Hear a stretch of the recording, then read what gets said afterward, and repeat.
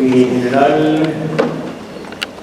Guillermo León León, presidente de ACORE, con una ponencia Justicia Transicional y Fuerza Pública, retos y desafíos para la institucionalidad.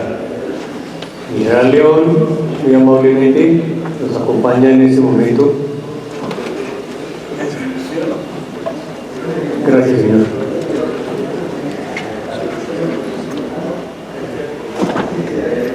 Bueno, muy buenas tardes para todos. Un gusto estar en este escenario.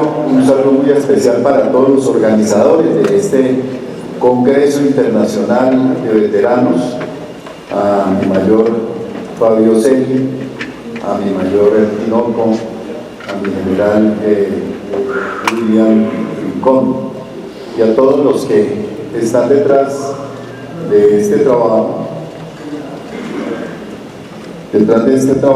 Agradecerles la organización y todos los eventos. Bueno, durante el día hemos tenido una jornada muy interesante. Les agradezco el espacio, de verdad, porque ha sido importante escuchar las experiencias, lo que quisieron comunicarnos a lo largo del día, y creo que todo eso nos va a reportar para nosotros réditos que tenemos que de alguna manera decantar el día de mañana cuando empiece este ejercicio de las mesas, para poder sacar conclusiones que nos sirvan para implementar y orientar el esfuerzo de nuestra reserva.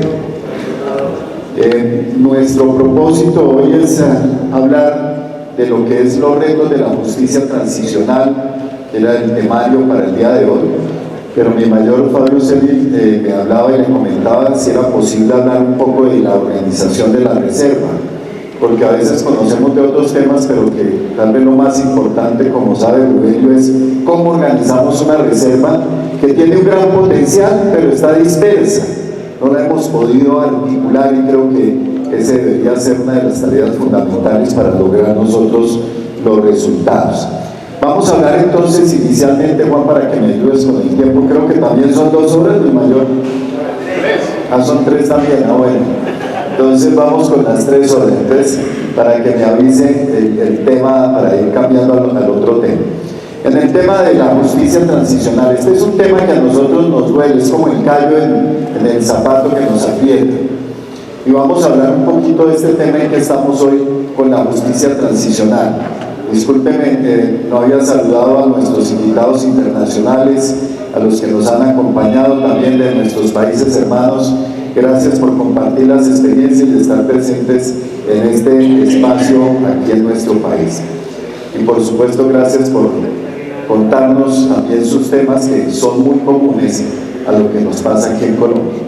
Bueno, hablando de la contextualización, ustedes ya saben un poco, hablemos de lo que ha pasado en este siglo. No nos vayamos al anterior, sino lo que ha sucedido en estos 25 años.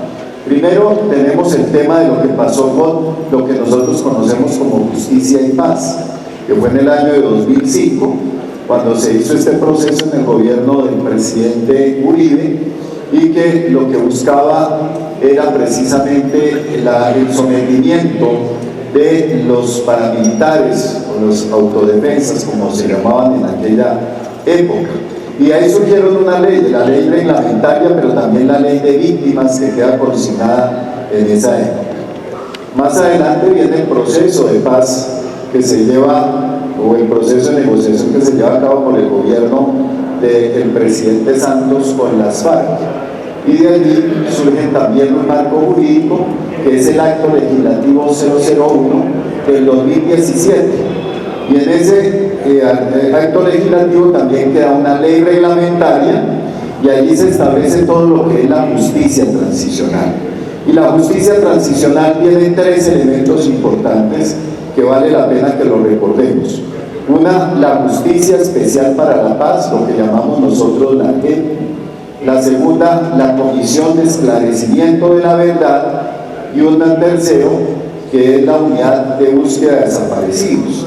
Son, diríamos, los 3 instrumentos que salieron de esa justicia transicional. Ahora, lo cierto de todo esto es que de las instituciones que más han sido afectadas dentro de este modelo de justicia transicional está la fuerza pública.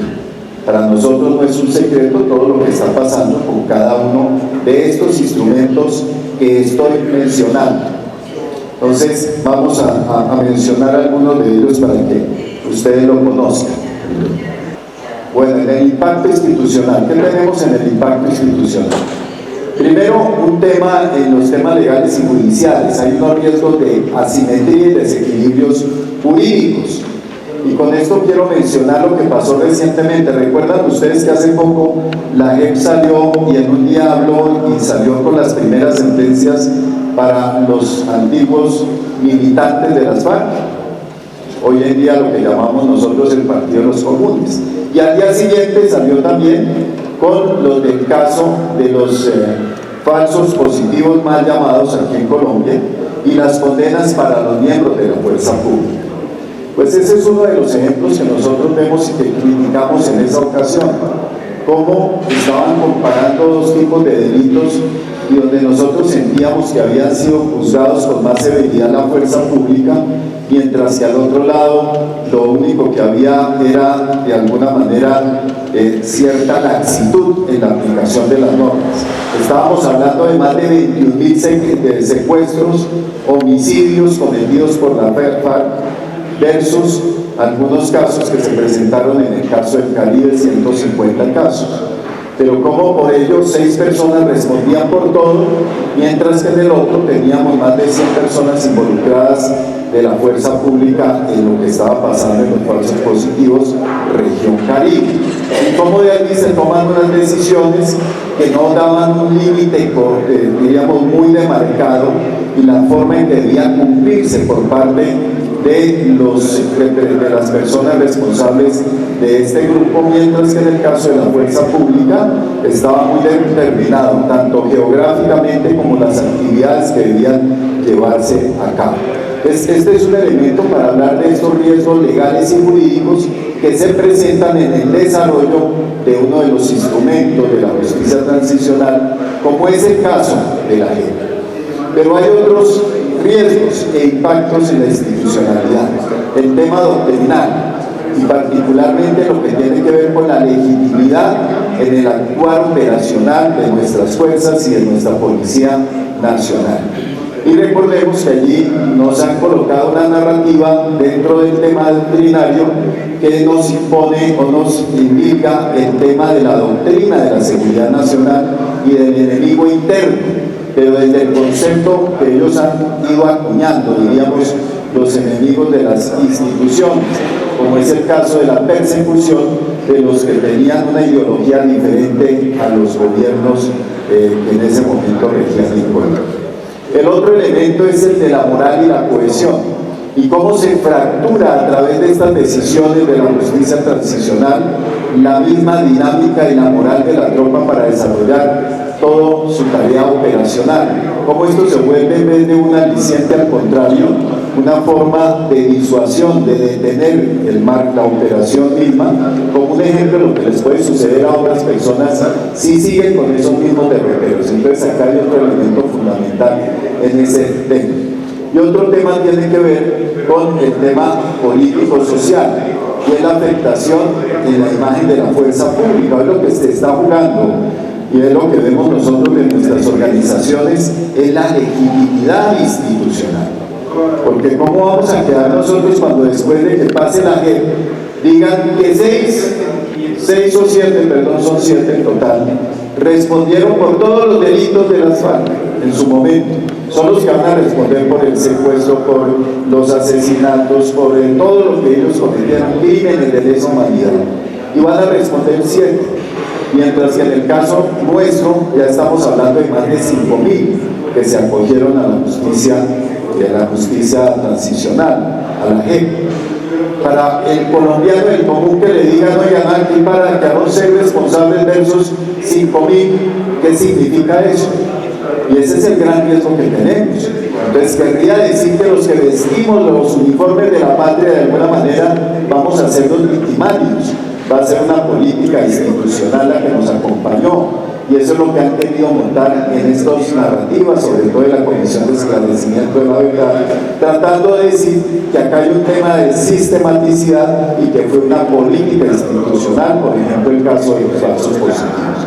Para nosotros esto es un enorme riesgo, porque con el paso de los años la gente, ya los que están saliendo de las nuevas generaciones no supieron qué pasó en Colombia, ya no se ven los colegios, no se habla en las universidades, lo que van a ver son las narrativas que hoy se están imponiendo, y ahí nos están ganando la guerra, porque no hemos sido capaces de lograr defender nuestras narrativas. Al contrario, cada vez son menos. Hasta el año antepasado teníamos un micrositio el Museo de Memoria Histórica y de la Armada Nacional, donde ellos contaban y colocaban las operaciones que se hacían o se hicieron en esos años. Hoy en día, por las instrucciones de la directora actual, fue cerrado ese micrositio. O sea, hoy lo único que cuenta nuestra historia, ¿qué será? Nuestros museos.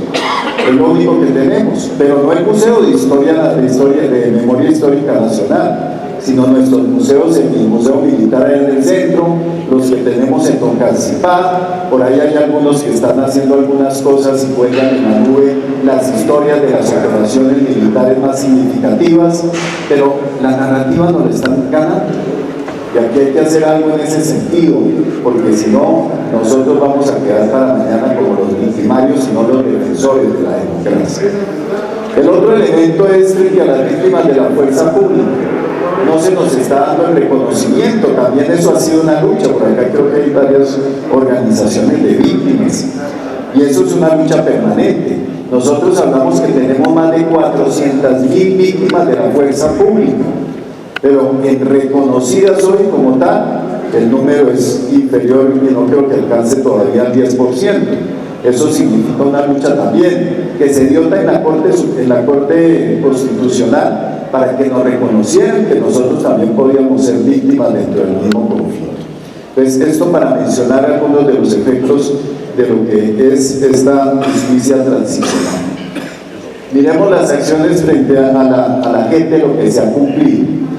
Uno de los elementos que se trabajó en nuestras asociaciones fue cuando el año anterior se habló de Mancuso con una figura que crearon en la JEP, que era el efecto bisagra.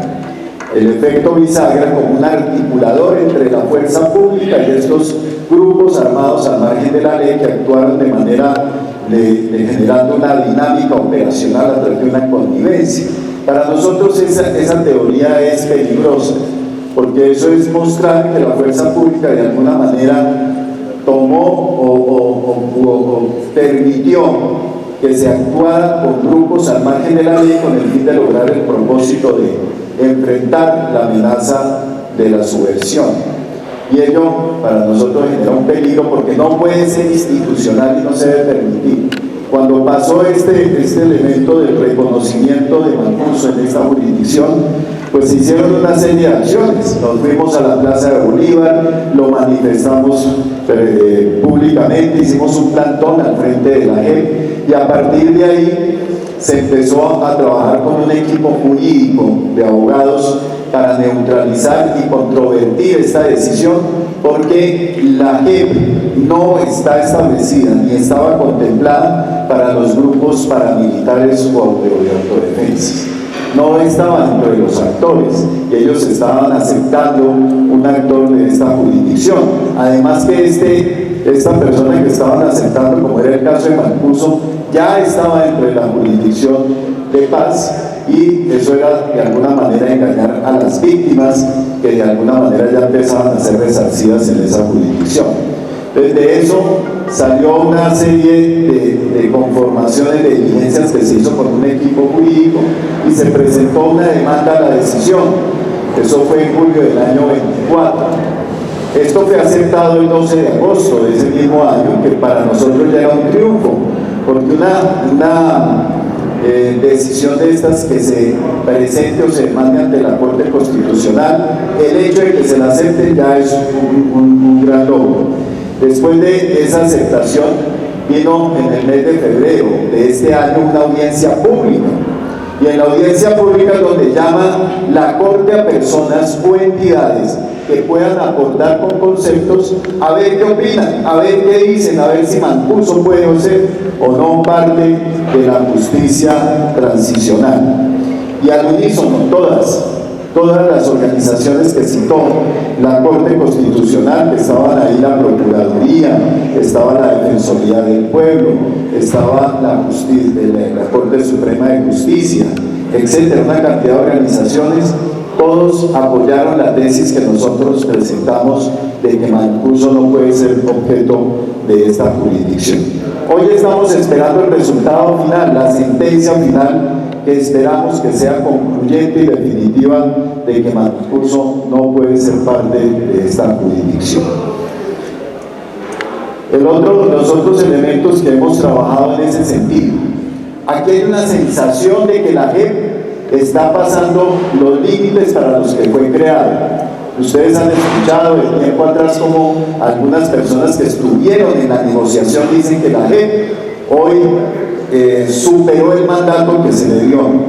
Entre esos, los mismos negociadores, allá lo ha dicho Humberto de la Calle Lombana, lo ha dicho el exministro Reyes de Justicia que estuvo durante el proceso, lo ha dicho Jaramillo y nosotros también lo estamos diciendo, que la JEP está yendo más del mandato y la forma en que son juzgados los comparecientes de la fuerza pública no obedece a lo que se había pactado dentro de los acuerdos.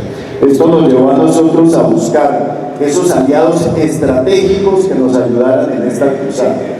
Y estuvimos hablando con el doctor Humberto de la Calle, con el ministro Reyes, contándole en unas reuniones técnicas por qué la JEP no está cumpliendo con los militares y la Policía Nacional en estos aspectos.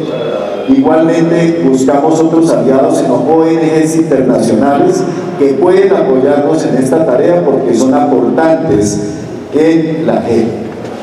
Y estuvimos reunidos a partir de allí con unos documentos que se elaboraron con los presidentes de turno, en su momento con Carlos Roberto Vidales, presidente de la JEP. Posteriormente estuvimos con Rameli también reunidos, mostrándoles por qué nosotros consideramos que la JEP no estaba de alguna manera haciendo uso o respetando los principios con los que se creó la JEP, que es el tema del trato equitativo, simétrico, balanceado, etcétera, etcétera. Diríamos que esta es una actividad que seguimos desarrollando y que seguimos trabajando con el fin de lograr nosotros que la JEP entre en las consideraciones que se le han presentado de manera escrita, y ahí es importante lo que se ha hecho con organismos internacionales. En el tema de la herramienta de la Comisión de Esclarecimiento de la Verdad, el resultado que se presentó en el Teatro Jorge Eliezer Gaitán para nosotros es un informe de medias verdades, sesgado, que no escuchó de manera simétrica a todas las voces que fueron parte del conflicto y que sufrieron las consecuencias del conflicto. Y por eso para nosotros el informe de la Comisión de la Verdad carece de legitimidad en general y sobre todo para nosotros como fuerza pública y para las víctimas de la FARC. Hay una organización de víctimas de la FARC que también ha levantado la voz en ese sentido. A partir de que salió el informe, se conformó un equipo de personas, algunas de las cuales trabajaron en la Comisión de Esclarecimiento de la Verdad, para analizar el informe. Y de allí salieron estos dos volúmenes que aparecen aquí en la presentación, que todavía no los hemos hecho públicos. Estamos esperando el momento de poderlos sacar a la luz pública, pero no con la voz nuestra. Queremos que lo saquen actores que sean de la universidad o del mundo intelectual, que se lo lean y si están de acuerdo los acojan, para que no salga eso como la voz de los retirados tratando de defender la imagen de los ataques que hemos tenido. Así que esto es un documento de gran importancia que lo tenemos allí reservado también en busca de esa oportunidad y esas entidades que lo quieran acoger después de que lo analicen y se aprovechen. Pero a partir de ahí hemos estado participando en los foros donde se habla de la implementación de las recomendaciones de la Comisión de la Verdad para expresar nuestra inconformidad y las novedades que encontramos en ese informe en su aplicación. Entonces, para nosotros es fundamental. Uno de los puntos es que estas recomendaciones que emitía la Comisión de Esclarecimiento de la Verdad no eran vinculantes. Así se había quedado pactado en los acuerdos que se hicieron en La Habana. Sin embargo, no los implantaron. Y hoy están en el Plan Nacional de Desarrollo, que entre esos está uno, que era, si no estoy mal, un artículo del 50 o el 8, no recuerdo cuál de los dos es, donde hablaba de la salida de la Policía Nacional del Ministerio de Defensa. Y esa es una recomendación de la Comisión de Esclarecimiento de la Verdad. Ahí van otros más, el tema del cambio de la doctrina, la desmilitarización de la sociedad y una cantidad de recomendaciones que dio este organismo. Entonces, para nosotros este es otro elemento fundamental en lo que es la justicia transicional, de lo que estamos trabajando para evitar esos daños que nos pueden seguir causando estos instrumentos. Bueno, y el último es el tema de la unidad de búsqueda de desaparecidos. Aquí hay otro elemento y quiero mencionarlo por la importancia, y es: esta unidad tiene la tarea de buscar todos los desaparecidos del país. Hablamos de miles y miles de desaparecidos durante el conflicto. En el caso nuestro, estamos hablando de 1.100 personas, entre militares y policías, que desaparecieron cumpliendo su misión o que, desplazándose de un lugar a otro, fueron secuestrados y después nadie más supo más de ellos. Esos son parte de la responsabilidad que tiene este organismo. Sin embargo, al día de hoy, ¿cuántos creen que han encontrado? Ni uno, cero. O sea, de nuestros no hay ninguno encontrado. Entonces, lo que estamos diciéndole a esta organización también es que, así como está establecido la búsqueda de desaparecidos de grupos al margen de la ley o de civiles, también los nuestros hay que buscarlos. Hay que tratar de encontrarlos para retornarlos, así sean sus restos, a sus familias. Así que esta es una de las tareas que nosotros tenemos, y ahí nos hemos unido a otras organizaciones, como es el caso de FEDPOL, que es una organización de víctimas de las FARC, donde también hemos trabajado con ellos en este sentido, darle visibilidad a los desaparecidos de la fuerza pública. Hay un elemento que quiero mencionar y lo dejé aquí al final, porque es lo que va a suceder o ya está sucediendo, y es el tema de la memoria histórica con respecto a lo que pasó en el Palacio de Justicia en el año 85. Se están cumpliendo este año 40 años de lo que pasó con un ataque a la institucionalidad y a la democracia. Y ustedes ya saben qué ha pasado a lo largo de la historia. Los que estuvieron allí en el ataque hoy están gobernando el país, y los que defendieron la democracia hoy están detenidos pagando cárcel. Esa es la historia de nuestra fuerza pública, no solamente en Colombia, sino en muchos países de nuestro continente, donde los que salvaron la democracia hoy son los que están pagando las consecuencias. Entonces, este año se están cumpliendo 40 años, y creo que es una oportunidad que no va a desaprovechar este gobierno para tratar de seguir limpiándole la cara al N-19 y demostrándolo como un grupo no terrorista ni subversivo, sino como los Robin Hood de la época, como así los mostraron en su momento. Entonces ya empezó el tema. Uno fue el lanzamiento de una película que ustedes no sé si la han escuchado, que se llama Noviembre, que está en carteleras y que está en algunos teatros en su presentación, que habla precisamente de los hechos del Palacio de Justicia desde un tema emocional, pero por supuesto con un sesgo, eso no hay duda de que es así. Entonces, esto para nosotros es preocupante, porque estando hoy, este gobierno va a tratar de tomar esos hechos para seguir empujando un poco el cambio de narrativa de lo que fue el M-19 aquí en Colombia.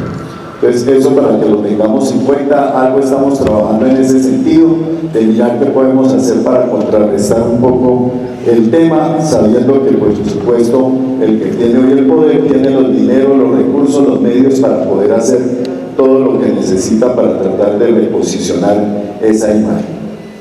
Bueno, ¿cuáles son los retos que hoy tenemos nosotros con respecto a la justicia transicional? Pues son estos. En primer lugar, el tema del tratamiento de que se cumplan los parámetros con los cuales se hizo la justicia transicional. El trato equitativo, simétrico y diferenciado que debemos tener los de la fuerza pública. Pero no es diferenciado como ahora, donde si ustedes se dieron cuenta, las audiencias que salieron, donde se mencionó las sentencias recientes al tema de los responsables de la FARC y de la fuerza pública, en las mismas audiencias ya había diferencias. Mientras que en el de las FARC no se permitió el ingreso de periodistas, no había víctimas, al otro día, cuando estaban leyendo las sentencias de los miembros de la fuerza pública, sí había periodistas y víctimas allí presentes. En esto también dejo claro en algo: las personas, y lo que uno no pide es impunidad. Yo creo que lo que podemos nosotros es no negar una realidad, y es que algunos miembros de nuestra fuerza pública se alejaron de la ley, cometieron delitos, pero no quiere decir que todos lo hicieron. Yo estuve 40 años en la Fuerza Aérea, 39 años, y nunca hice algo por fuera de la ley, o asumí una orden de un comandante como que tenía que hacer algo por fuera de la ley. Luego, el que se salió de la ley que responda, eso es lo natural en una democracia, en un sistema, pero el resto de la institución no puede quedar también en ella en juego. Y por supuesto, en eso es lo que estamos hablando del tema de la justicia de la ley, porque allí tenemos unos grandes rasgos en ese tema. Entonces, para nosotros, el tema de la JEP no puede convertirse también, a través de los beneficios perversos que dan, un aliciente para acusar o aceptar responsabilidades que no son, que es lo que nos está pasando hoy en día. Entonces, pedimos ese trato diferenciado, simétrico y equitativo que la JEP en este momento no está dando. El segundo tema es el de la memoria histórica balanceada, que en vez de quitarnos de esos espacios, se escuche la voz de la fuerza pública. Se entregaron más de 20 volúmenes para todo el tema de la Comisión de Esclarecimiento de la Verdad, pero ninguno fue tenido en cuenta. Por eso fue que se retiró el comisionado que estaba allí participando, el mayor Ospina, porque cuando se dio cuenta que en la narrativa y el informe final no se iba a tener en cuenta la investigación que él había hecho, pues dijo: yo me voy antes de que tenga que firmar cosas que con las cuales no estoy de acuerdo. El otro elemento allí es la seguridad jurídica, la estabilidad de lo acordado, porque se está violando lo acordado. Empecemos por este gobierno en su momento, porque cuando se habló que no era vinculante las recomendaciones de la Comisión de Esclarecimiento de la Verdad, hoy están colocadas en el plan de desarrollo, están en algunas medidas que se han ido tomando, implementándose, y lo que él dijo en el en el Teatro Eliezer Gaitán, que las recomendaciones se iban a cumplir a rajatabla. Entonces ahí tenemos elementos que dicen que esto se va a cumplir, a pesar de que lo que se había establecido era que no iban a ser de carácter vinculante. Bueno, el otro elemento es el equilibrio entre las negociaciones y la operatividad. Y esto es que no nos vaya a parar la dinámica operacional este tema de la justicia, porque ¿qué es lo que primero afecta? Cuando uno ve que no tiene respaldo y que al final del día vamos a terminar pagando ante los tribunales, lo que se va a resentir es la operación. No se va a actuar con la misma firmeza, con el mismo ímpetu y siempre con el temor de qué va a pasar mañana. Si mañana me van a llevar a un tribunal a responder por las operaciones cumpliendo la misión constitucional. El otro elemento es que se agilice la búsqueda de los desaparecidos por parte de la fuerza pública, que también se nos dé prioridad, que también se nos tenga en cuenta, que se cree un grupo especial para nosotros, tratando de atender también el sentimiento de las víctimas que quedaron de esos desaparecidos. Y lo otro es el tema de cuidar nuestras pensiones, nuestros reconocimientos. Recuerden ustedes que ya pasó, a mi general Arias Cabrales le quitaron sus condecoraciones. Y así no solamente ha sido a él, sino a otros. Es decir, empiezan a desconocer los reconocimientos que para nosotros tienen un alto valor. Y precisamente por eso lo hacen, porque al final de cuentas la medalla no es plata, no nos van a afectar el bolsillo. Pero nosotros que vivimos del honor, de la dignidad del militar, eso vale más que la plata que tenemos en el bolsillo. Entonces ellos ya saben eso y han empezado a utilizar este tipo de herramientas con el fin de afectar a los comparecientes dentro del proceso que se lleva en la JEP. Así que estos son como los elementos que vemos de riesgo y que se están tratando de trabajar y mirar cómo podemos nosotros articularnos con otras organizaciones para defender esto que nos está pasando en este momento en la JEP. Ahora, hay indudablemente que reconocer que los que sí tienen responsabilidades, la JEP se volvió una oportunidad, porque algunos que ya estaban condenados en la justicia ordinaria inmediatamente solicitaron pasar a la JEP y hoy están ya en su proceso de salir. O sea, las personas que sí habían cometido delitos han sido favorecidos en esto. El tema es con los que no están aceptando responsabilidad, como el caso del general Arias Cabrales, porque este es otro concepto que se le ha dicho a la JEP y que hemos hablado con organizaciones internacionales, es que la JEP pide verdad plena y exhaustiva, pero es la verdad plena y exhaustiva que ellos consideran, no la verdad del compareciente. O sea, esa no vale lo que nosotros necesitamos que usted acepte, y eso es de un gran riesgo y que nos está generando problemas. Nosotros sabemos por nuestra organización, porque nos sentamos con ellos, con personas, miembros de la fuerza pública, que han aceptado más responsabilidad de lo que debían solamente para evitar ir a la cárcel, porque dicen: yo no voy a pasar los últimos 20 días de mi vida metido en una cárcel o pagando cárcel 20 años o menos, depende de lo que lo acusen. Vamos a irnos por la JEP y nos libramos de la cárcel. Pero eso que ha llevado a aceptar cosas que no cometieron con el fin de poder salir lo más rápido posible y acceder a los beneficios de la JEP. Este capítulo, y quiero que hablemos un poquito de esto que me parece fundamental, aprovechando que aquí están los veteranos y presidentes de algunas organizaciones, y es la propuesta de estructura organizacional de la Reserva. ¿En qué consiste esto? Primero, cuando estamos nosotros en el servicio, estamos representando estas instituciones y nuestras banderas. Cada uno está en la Policía Nacional, en nuestro Ejército, en nuestra Armada o Fuerza Aeroespacial Colombiana. Pero esto cambia después de que nos retiramos. Ya tenemos que olvidarnos un poco del uniforme y vernos como veteranos. Tenemos que cambiar un poco el chip. Ya el tema de la institución la llevamos en el corazón, por supuesto, pero ya no podemos pelear por los unos y por los otros. Tenemos es que mirar cómo dignificamos a los veteranos independiente de su fuerza o del color del uniforme. Y de allí surge por ello el tema de que nosotros debemos cambiar al color púrpura, porque el color púrpura es cuando uno une los colores de nuestras banderas: el verde de nuestra Policía Nacional, el rojo de nuestro Ejército Nacional, el azul más profundo de nuestra Armada o el azul celeste de la Fuerza Aeroespacial, y eso da un color como el púrpura que aparece allí. Y allí surgió la idea de que habláramos de púrpura, y de allí surgió también una forma de empezarnos a entender. Hace 4 años estábamos en un proceso similar a este, con elecciones próximas, y empezamos a ver la cantidad de candidatos y dijimos: esto hay que hacer algo.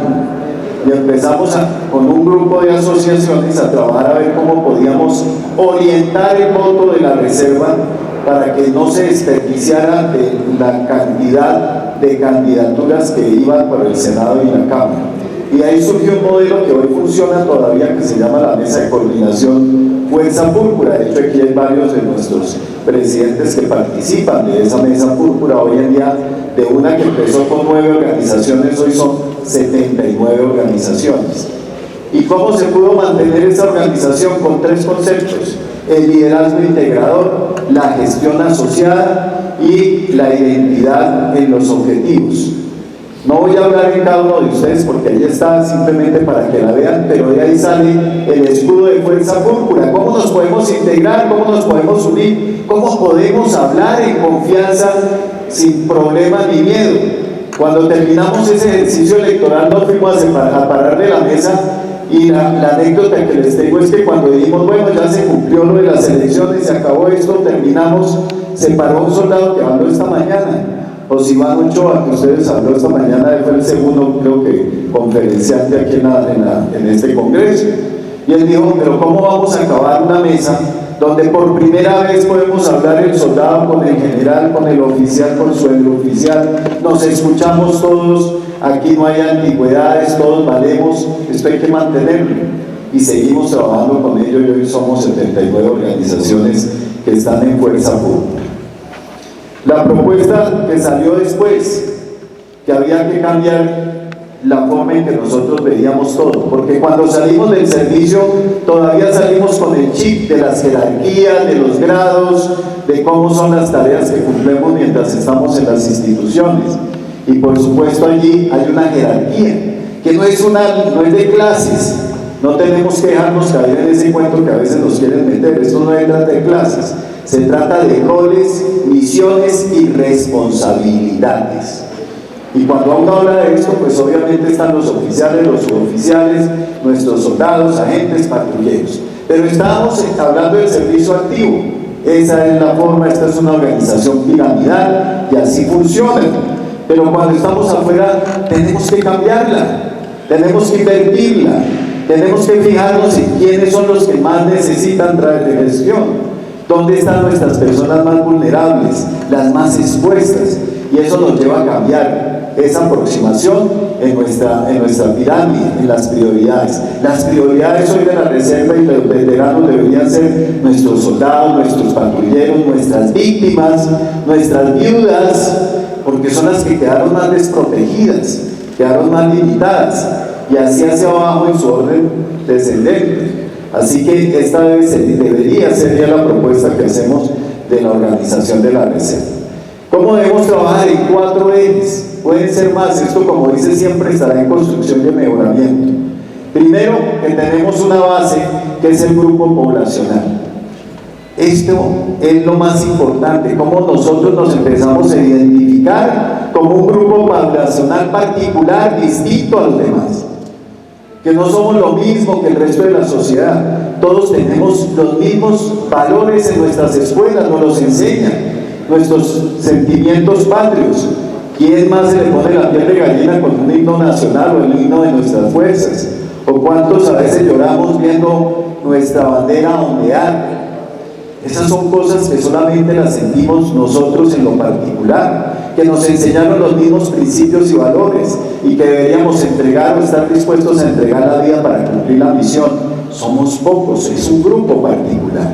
Pero hoy necesitamos que tengamos esa identidad propia, que ese grupo poblacional fortalezca él.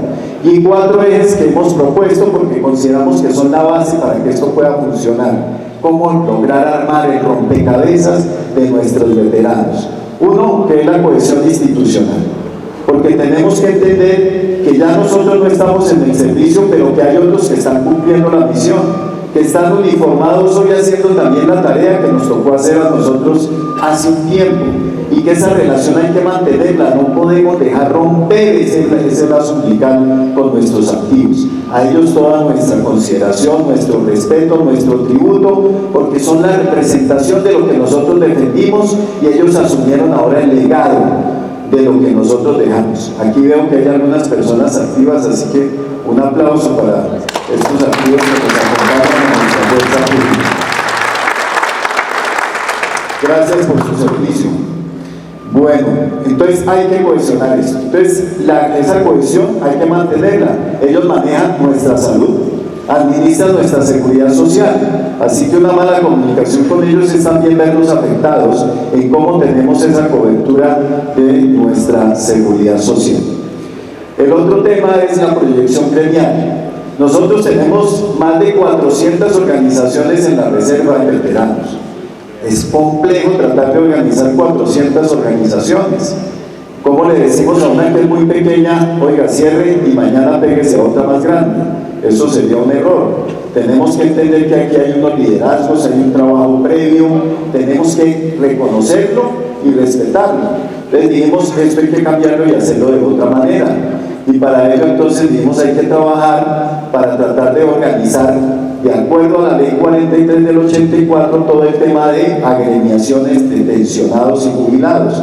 Y resulta que esa ley nos permite a nosotros tener organizaciones de primer nivel, que son las asociaciones, de segundo nivel, que son las federaciones, y de tercer nivel, que son las confederaciones.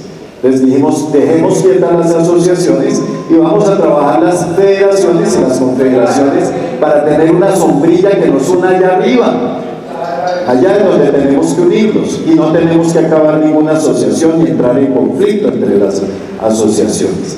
Entonces, hoy en día ya hemos desarrollado parte de esa tarea y entonces nosotros empezamos con Fuerza Púrpura con 79 organizaciones. De ahí salió la idea de este modelo que les acabo de presentar y empezamos a trabajar con la Confederación. Duramos más de un año y casi 4 meses, pero el 11 de septiembre, estamos hace un mes, lanzamos nuestra confederación. Hoy tenemos una confederación que aglutina 43 organizaciones de la Reserva, que son las más significativas e importantes, pero necesitamos muchas más, que de esas 500 lleguen todavía muchas más. Ahí está, por ejemplo, FERPOL, que es una federación de nuestra Policía Nacional. Está FECOLSURE, que es de suboficiales de las fuerzas militares. Está CORE, por supuesto. Está CORPOL, que es de la Policía Nacional de Oficial, de agentes de la policía. Por acá aquí está mi querido Rafael, que va a ser parte también de estas organizaciones. En fin, pero necesitamos más. Tenemos que entender que la fortaleza nuestra es la masa, podernos reunir todos. Yo siempre cuento una anécdota, pero es que fue verídica y así nos pasó. Cuando estábamos peleando lo de la mesada 14, que entró en peligro hace un tiempo, fuimos al Congreso y fue primero una organización de Fuerza Púrpura a hablar allá al Congreso y lo recibieron allá. Eso es como una notaría, lleno de gente, no cabe una persona en un despacho de un parlamentario. Y eso le toca a uno tratar de empujarlo y de llegar hasta donde está la secretaria. Y entonces llegó hasta allá y le dijo, no, es que necesito una cita hablar con el representante. Y le dijo, ¿para qué? Es que vengo a hablar de un tema de la Reserva. ¿Y usted quién es? Yo soy de tal asociación. Ah, bueno, ¿y usted cuántos son los miembros de la asociación? No, somos 250. Uy, no, señor, esto está muy lleno. Eso usted le toca por ahí en la noche. Mire, a ver, hágase allá afuera y espere porque no hay cómo atender. Se fue. Nos llegó después de allá y nos contó y dijimos, vámonos como Fuerza Púrpura. Fuimos como Fuerza Púrpura y cuando llegamos allá y hablamos, entonces llegamos hasta donde la misma señorita nos pregunta lo mismo, ¿y ustedes cuántos son? Nosotros somos de una organización que se llama Fuerza. ¿Y eso qué es? Y le contamos, ¿y cuántos son? Nosotros somos alrededor de 20,000. Hágame el favor, párese y levántele la silla al señor, trae galetito y empanadito. Así es, esto funciona, es así. Entonces, si nosotros no nos damos cuenta que la fortaleza nuestra es poder unir esfuerzos, va a ser muy difícil que le saquemos ventaja a lo que significa ser reserva y veteranos. Tenemos que organizarnos, necesariamente hay que organizarnos y no despreciar las asociaciones. A veces la gente y nuestras generaciones nuevas no conocen para qué sirven las asociaciones y no llegan a las asociaciones. Somos apáticos, no, eso es para tomar tinto y cantar los Happy Birthdays una vez al mes. No, las asociaciones hoy hacen muchas tareas. Si nosotros logramos hacer la tarea como es y esa confederación empieza a funcionar, perseguimos 3 cosas. 1, que nos tenga en cuenta el gobierno nacional en la determinación de la política pública del sector, porque cuando hay una confederación uno puede opinar y el gobierno tiene que escucharlo. Que le haga caso es distinto, pero tiene que escucharlo. 2, que podríamos buscar un esguince para ser parte de la OIT y tener un escenario de connotación internacional para cualquier tema que se requiera y donde el escenario nacional no sea propicio para gestionarlo. Y tercero, que podríamos participar en las mesas de concertación nacional para determinar el aumento de la fuerza pública cada año. Hoy nadie nos representa. Hoy van unas confederaciones que no son de nuestro sector, pero el tener la confederación nos permitiría en un futuro poderlo hacer. Pero ¿qué tenemos que cumplir primero? Necesitamos gente en nuestras organizaciones, porque eso es como cuando uno va a un casino. Dependiendo de la plata que lleva en el bolsillo, Le dicen a uno cuánto tiene, no tengo tanto, 20.000, vaya a las tragamonedas, que eso es lo que tiene con la platica. Uno tiene ya entonces 100.000, entonces vaya a la ruleta rusa, ya juegue. Tengo 200.000, siéntese en la mesa de póker, que allá sí allá puede jugar. Necesitamos sentarnos en la mesa del póker, pero para llegar allá necesito 60.000, necesito que me representar 60.000 veteranos. Y hoy estamos hablando de 20 a 25.000. Entonces tenemos que crecer, tenemos que sumar en la confederación para tener esa fortaleza, para tener esa voz y esa visibilidad. Entonces, ese es también para poder decir, hay que fortalecer nuestro tema gremial, nuestras asociaciones para que eso funcione. De aquí me quiero saltar a eso. Y es lo que se llevó a cabo aquí, y le comentaba en estos días que estuvimos con mi mayor Celia hablando del tema, en Santo Domingo, hace unos días, el 27 de septiembre. Nos invitaron y fui ponente allá de un tema de cómo era aquí que funcionaba el sistema pensional para los veteranos, y se reunieron allá en Santo Domingo, o nos reunimos 17 países durante 2 días, y se habló de algo que aquí también es una iniciativa que viene de tiempo atrás, que están trabajando mi mayor Cel y mi general William y mi mayor Tinoco, y es cómo nos organizamos para tener voz internacional, no solamente local, cómo trascendemos las fronteras. Ya se ha hecho un trabajo de acercamiento con varios países, pues hay que sumar fuerzas. Hay que sumar fuerzas y apostarle a que vamos a ser capaces de crear una institución que dignifique a los veteranos mundialmente, y que aprovechemos para tener esos espacios de diálogo que nos ayuden a superar problemas que tenemos comunes en cada uno de nuestros países. ¿Para qué nos sirve esto? Algunos de los temas que ya nos expusieron aquí: el intercambio de experiencias y buenas prácticas. Lo que no se hace en un país, de pronto aprendemos del otro y podemos aprovecharlo y llevarlo como una experiencia. La cooperación y el apoyo mutuo. Una de las sorpresas que me llevé ayer, y lo comentaba porque aquí mi mayor Celi siempre me mantiene aliado de sus avances, y es que aquí producen el café de donde, ¿qué es que lo llaman aquí, que está aquí afuera? Hay del Willy y de todo, lo llaman el café de los héroes, etcétera, etcétera.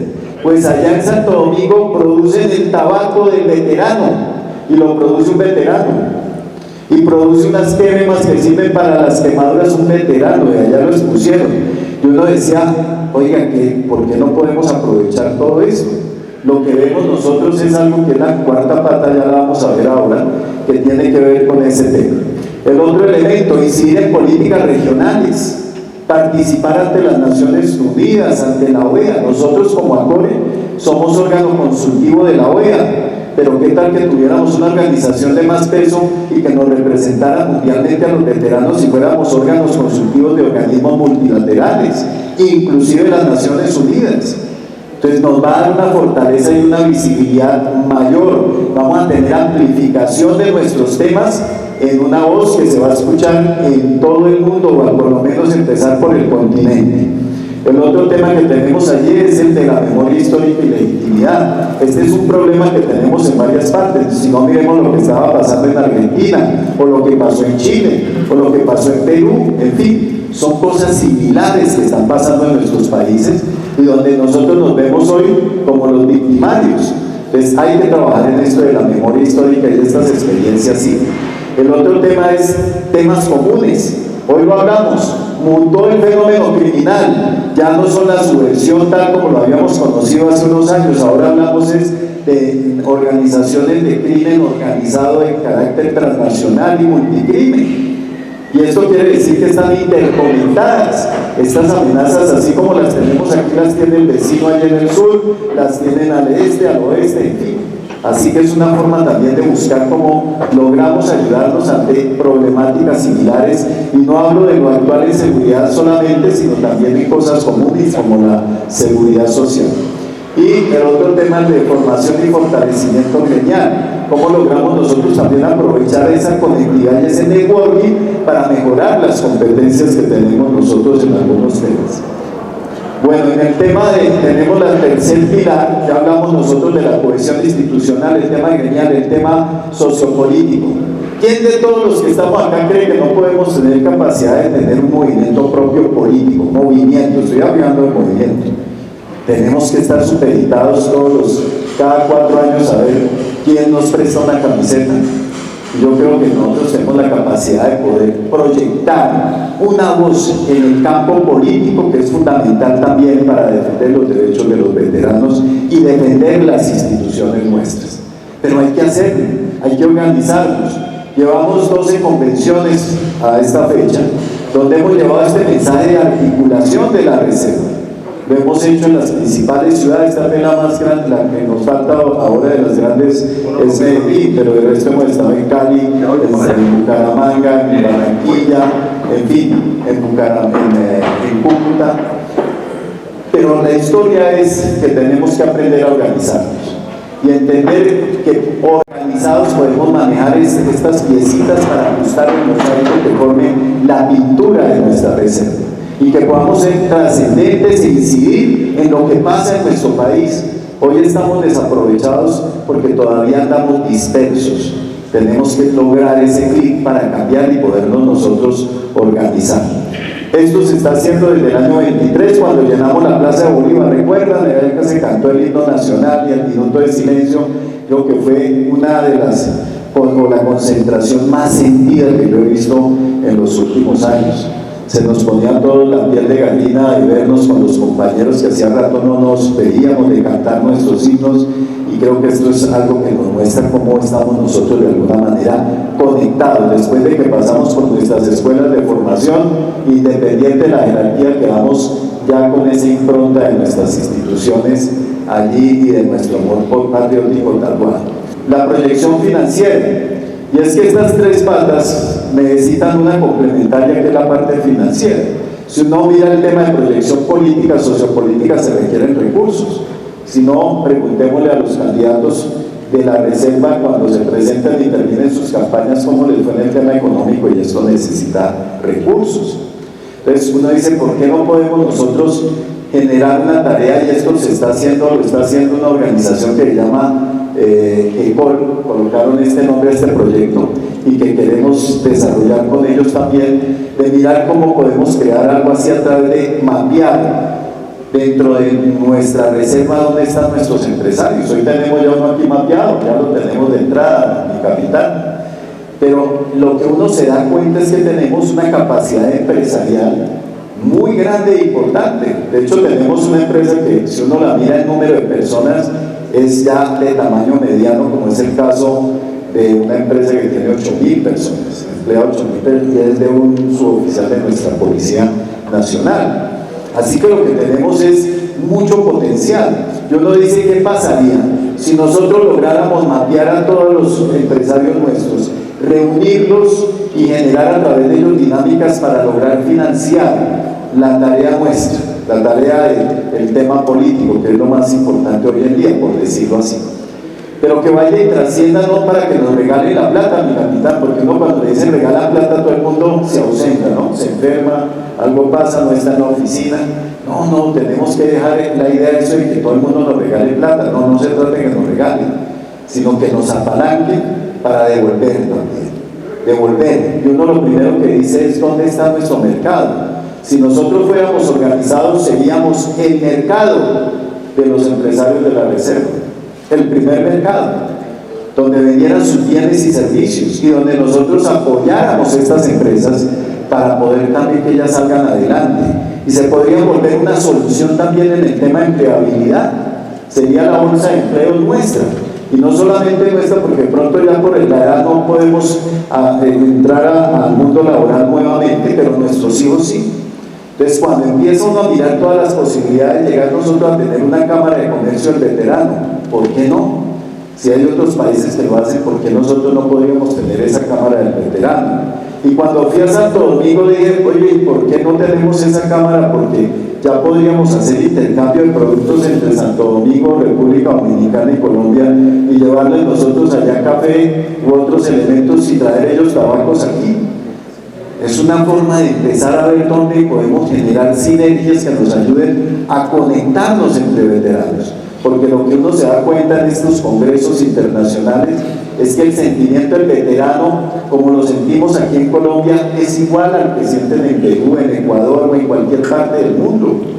Sienten lo mismo, fueron de alguna manera pasados por el mismo formato, así que eso nos hace una hermandad. ¿Y qué tal si pudiéramos aprovechar sinergias en ese sentido? Con esto los dejo con estas ideas simplemente para que ustedes conozcan y empiecen a mirar y a ver la reserva de manera distinta. Mirarla con ese gran potencial que tiene, pero que no podemos seguir perdiendo el tiempo. Tenemos que organizarnos y hacerlo bien para poder incidir y ser trascendentes en un país que hoy requiere de nuevos liderazgos, de nuevas visiones del país, de nuevas alternativas para generar nuevamente credibilidad en unas situaciones muy complejas para el país. Muchas gracias.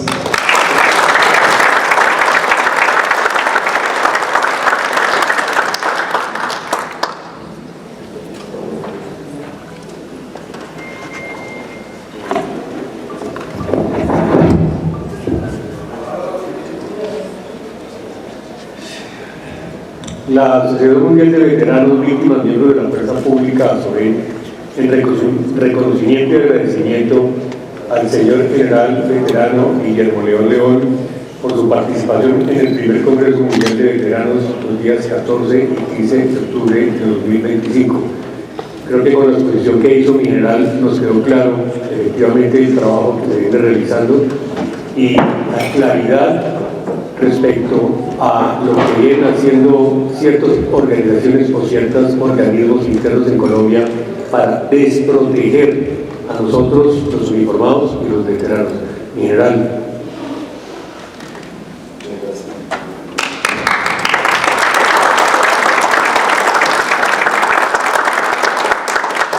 La verdad, yo vi que bastante asombrado con la exposición de mi general por el trato que le dio al tema, particularmente el de la JEP, que es un tema, y en general de la Jurisdicción Especial para la Paz, es un tema muy apasionante y que nos compete a los veteranos de la fuerza pública y a los activos aún también.